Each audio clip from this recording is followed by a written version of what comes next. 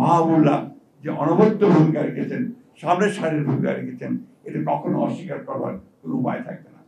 তার বইগুলোর মধ্যে যদি আমি সবগুলো পড়ার সুযোগ পাইনি, এখনো পাইনি বইগুলো, যতগুলো পড়েছি সবটাই দেখছি যে ওই একই সুর বেজে উঠেছে যে বাংলাদেশকে আমরা সত্যিকার অর্থে একটা গণতান্ত্রিক একটা আপনার এই বৈষম্য বিরোধী এবং মানুষের স্বাধীনতা, বাংলাদেশের স্বাধীন বাংলাদেশের আমরা একটা চিত্র দেখতে চাই, সেটাই হবে। আজকেও আমি মাওলানাকে আবার ধন্যবাদ জানাতে চাই, তার আজকে জন্মদিন, সেই জন্য শুভেচ্ছা জানাচ্ছি।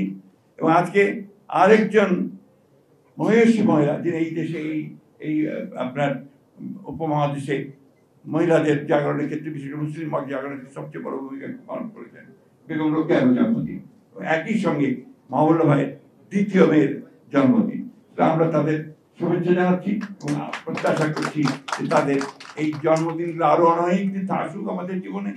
এবং মাহবুবুল্লাহ ভাই তার পাণ্ডিত্য দিয়ে, তার বুদ্ধিমত্তা দিয়ে, তার অভিজ্ঞতা দিয়ে তিনি বাংলাদেশের রাজনীতিকে এবং অর্থনীতিকে আরো সহায়তা প্রদান করবেন, এই আশা আজকে আমি ব্যক্ত করছি।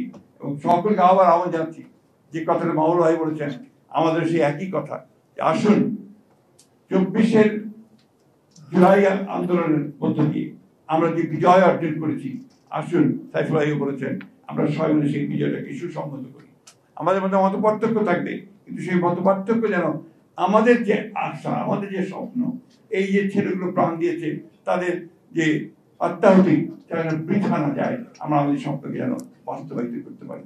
এই বলে আমারও মাওলানা ভাইকে অপ্রতিম ভালোবাসা। এবং আপনি আহমেদ কামাল বলেছেন যে আমাদের গুরু আসলে